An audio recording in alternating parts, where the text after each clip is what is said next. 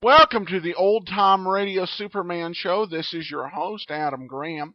Last time we left Lois Lane and Clark Kent in the middle of a budding mystery surrounding a weather machine and Lois's uncle, who has correctly predicted the weather at a rate of about 100%, which for a weatherman is very unbelievable.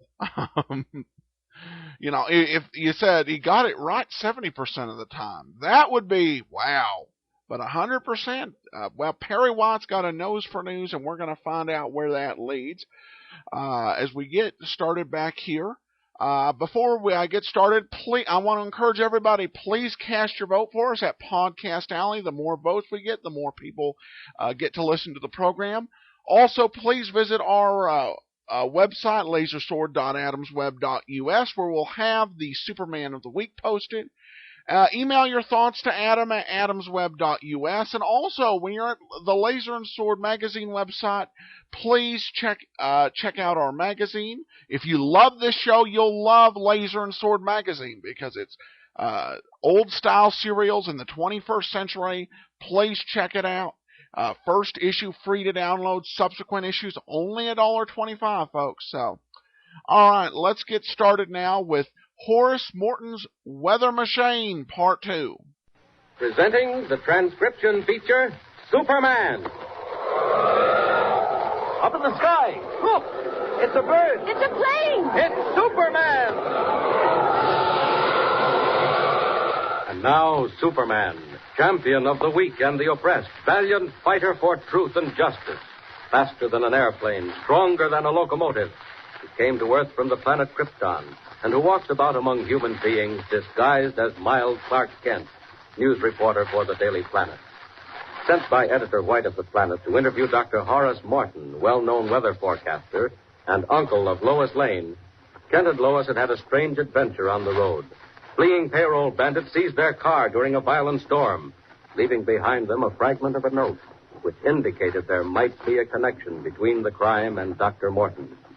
On their arrival at the lonely observatory on Music Mountain, Kent and Lois were received by Morton's assistant, Elmer Rogers, in a high state of nerves. But before Rogers could tell them the cause of his alarm, Dr. Morton appeared at the top of the stairs. As our story continues today, some few minutes have passed. Dr. Morton has taken Kent and Lois to his laboratory, while Rogers has returned to another part of the building. A clock strikes the half hour. A telephone bell rings. Rogers answers. Listen. Hello, Morton Observatory. Hello, who's this, Rogers? Yes? This is Mr. Collins. Oh, yes, Mr. Collins. Dr. Morton there? Why, he has visitors just now, sir. Is there something I could do? Visitors? What visitors? Why, his niece, Miss Lane, and a young gentleman named Kent, a newspaper man. Newspaper man? Morton's not giving out any interviews, is he? Oh, no, sir. He hasn't yet. Of course, I don't know. Miss Lane works on the same paper. No interviews, Rogers. Make sure Morton understands. Syndicate can't afford to have any news get out right now. Oh, I'm sure Dr. Morton understands that, Mr. Collins. All right, never mind that now. What I really called about was the forecast. You're absolutely sure? Yes, sir. So far as I know. Fog and hail in New Birmingham at approximately 10:45 tonight, is that right? That's what Dr. Morton says. What's the time now? Just 10:30. Please remind Dr. Morton that the syndicate is checking all this very carefully. If there's a slip-up, they probably won't want to go on with it. He hasn't failed yet, sir. I've just checked the weather station. They swear that it'll be clear with rising temperatures. Fog and hail, that's what Dr. Morton said, sir. But I'm a little worried. Worried at what, Rogers? At what happens at these demonstrations, Mr. Collins. For example, the thunderstorm yesterday afternoon. What about it? There was a holdup, a payroll robbery. Pure coincidence. Then the hailstorm last week at Northwood. Right in the middle of it, a jewelry store on Main Street was robbed in broad daylight. Forget it, Rogers. But I can't forget it, Mr. Collins. It almost looks as if someone knew what was going to happen. As if they used Dr. Morton's demonstrations to... I said forget it. You know what depends on this, Rogers. If Morton can prove what he says, the syndicate will back him to the hilt. If not, well, it's all over. Just the same, Mr. Collins, I don't like it. If anything happens tonight... Well, what about it? If something does happen tonight, what do you do? I shall go straight to Dr. Morton and tell him what I think. That he's being used. improperly used. I wouldn't do that, Rogers. I really wouldn't. Wouldn't you? No, not for a minute. Now, just stop and think. If he's being used, if a gang is pulling off this stuff and you went and stopped it, well, just consider what your life would be worth. Good heavens. You think they'd... I think you probably run a terrible risk, Rogers. I really do. What's the time now? Why, 10:35. 10 minutes to go. I hope Dr. Morton's prediction is correct. Oh, yes, sir. I'm sure it is, sir. Very well. That's all, Rogers. Only remember what I said. Good night. 10:35, 10:40. Meanwhile, in the main room of the observatory, Dr. Horace Morton entertains his guests. Lois Lane, his niece, and Clark Kent. Please, Uncle Horace, you wouldn't want us to have made the trip just for nothing, now, would you? My dear Lois, a great part of my time in the past few months has been given over to foiling the designs of newspaper people. Oh, Mr. Kent, isn't he dreadful? See what you can do. Oh, really, Dr. Morton? You've done such wonders in meteorology, forecasting the weather so accurately. I give you my word, they're talking about it everywhere. And now, flattery. No, my boy, it's no use. No use whatever. When I get ready to describe my work, I'll do so in detail, and not before. Uncle Horace, have you some secret system? Oh, possibly. The best weather bureaus in the world are only about 85% accurate, Doctor. You're right 95% of the time. 95, my dear boy. I'm 100% accurate. Well, how in the world do you do it? Oh, Mr. Kent, isn't it exciting? You do it with all those wheels and machines and instruments, Uncle Horace? Certainly different from any observatory I was ever in. I won't answer questions, but I might give a demonstration. Really, Uncle Horace? Morton's mystical meteorology. Also fortunes in tea leaves. What's the weather doing outside at the moment, Mr. Kent? I'd say it was clear and cool. Well, clear and cool. Uncle Horace, what are you doing? Adjusting the instruments, my dear. Don't come too close. Part of the Morton system is a free use of electricity. Electricity? Good heavens. Well, what a weird light.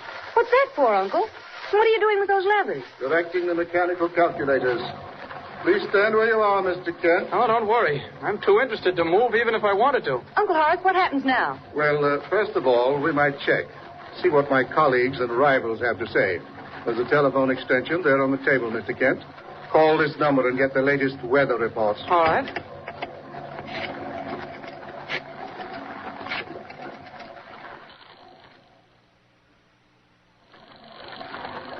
West and southwesterly southwest wind. Tonight clear and cool. Tomorrow fair. Well, clear and cool. Dear. Now, let's see what the Morton system says. I think we have enough to go on by now. Can you make out what he's doing? Not very well. He's looking into some kind of a glass thing on the table. Might be a camera. I think what do you want a camera for? Most interesting. And once again, I fear the usually respected authorities are wrong.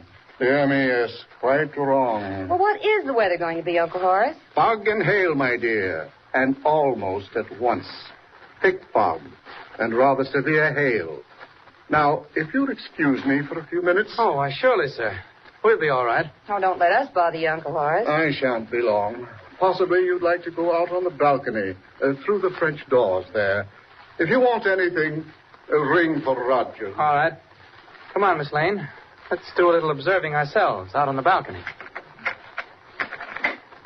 Whew, clear and cool. Well, it's cool enough. Mr. Kent, what do you make of it? I'm darned if I know. But I'll tell you this. Something awfully funny going on around here. What do you mean? I don't know. But all that machinery and the electricity. Oh, that's for the weather forecasting. He said so himself. Oh, bunk. Don't you believe it. I've been in weather bureaus before, and I never saw anything like that. They use barometers and wind speed indicators and charts and stuff like that. He made a forecast. If he didn't use the machinery, how did he do it? Yeah, that's what gets me. As far as I could see, he didn't do a thing. He just grabbed it out of the air. And, of course, you realize he was laughing at us all the time. Yeah, he certainly was having a whole lot of fun. And if you ask me, he didn't make a forecast at all. He just said so to throw us off. He's a queer person, Mr. Kent. Cold and clammy. Why, what's happened? Look, you can't see the stars anymore. What is it? Well, for the Great Scott, it's fog. A thick bank of fog has just drifted right down on top of us. Fog? Why, that's just what he said. Ow! What's the matter? Something hit me on the head. Oh, there it is again. Hey, something hit me, too. Miss Lane, it's hailstones. Hailstones as big as marbles. Mr. Kent, fog and hail. It's just what he said. Then he was doing something with all that machinery. Well, I guess he was, all right. He certainly did make a bang-up forecast. Ow. Here, let's get inside before we get brained. Okay. Come on. I'll close the window. All right.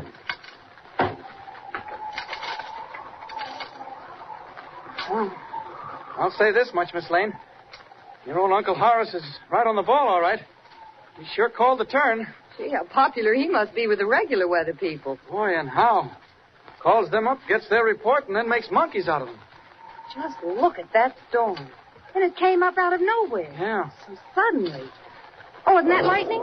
Yeah, there's the thunder. Well, you usually get thunder and lightning with hail. Mr. Kent, just look at that. Out through the window. Those hailstones are almost big enough to break the glass. Yeah, and the fog. Hey, you can't see your hand before your face. Well, even if we don't smoke out the secret of what your uncle's doing, Miss Lane, we'll have a swell eyewitness story. White'll love us. Oh, what was that? It sounded like a shot. That's what I thought myself. Wait, you stay here. Where are you going? I'm going to see if anything's happened. I'm going to find Dr. Morton. Well, call to him. Uncle Horace. Dr. Morton. Uncle Horace. Dr. Morton. Oh, it's no use. Whoever he is, he doesn't hear us. I'm coming with you, Mr. Kent. All right, come on. Where did you think that noise came from? Inside or outside? Inside. Come on, down these stairs. It's not the way your uncle went. Come on, we're probably on a wild goose chase. Oh, wait. Wait, don't get too far ahead of me. All right. Mr. Kent, what's the matter?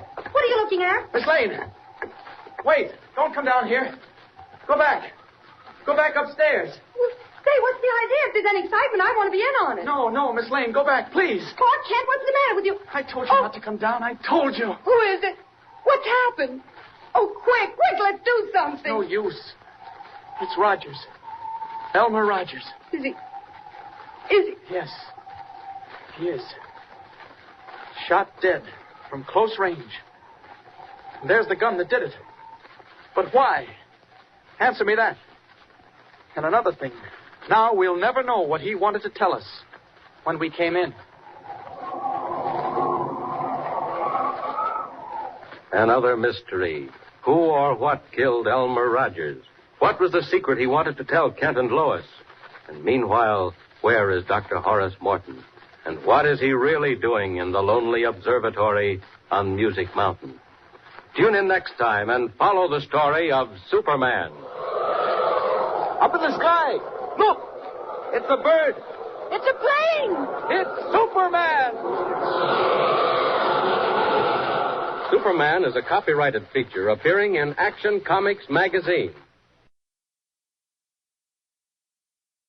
Welcome back.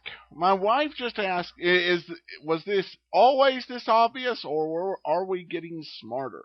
Maybe it's just getting older. But we kind of have some sense of where this is going. Plus, you have to remember this is 1940, and some of this may have been somewhat more original than what we're kind of used to. The one thing I found interesting in here is you kind of see the early drawing of the Lois character. Now, the modern Lois Lane would definitely not be behaving like this version. More would be more involved, stronger, etc. in the case of it. But this gives us an idea of what it originally looked like, and again, how the character developed, and we're going to see that, I'm sure, over time. And of course, the whole, the appearance of Lois in this series is interesting, just because she wasn't in the last series at all. In fact, they went 12 episodes without Lois Lane even appearing, which is odd. Because this is definitely not something the modern shows would have done. But here the focus is really entirely on Superman. And the other characters exist as floating sidekicks is the way the show is working currently. So it's a very different format than Superman usually is. In fact, Bud Collier's Superman is the undisputed star because, last time he had of course the people from Alaska, Captain Walters and all that, and Alonzo Craig as his, supporting cast. Previous one, it was Jimmy Olsen and the person in charge of the airfield. Here it's Lois Lane. Again, I think this show is very strongly Superman focused, without a whole lot on any of the other characters, which makes it quite different from most of our current retellings. All right, well, that's going to be it for this episode. We will be back next Wednesday. I do thank everyone so much for listening. Please check out Laser and Sword magazine, lasersword.adamsweb.us, and cast your vote for us on Podcast Alley, podcastalley.com. For now, this is Adam Graham signing off.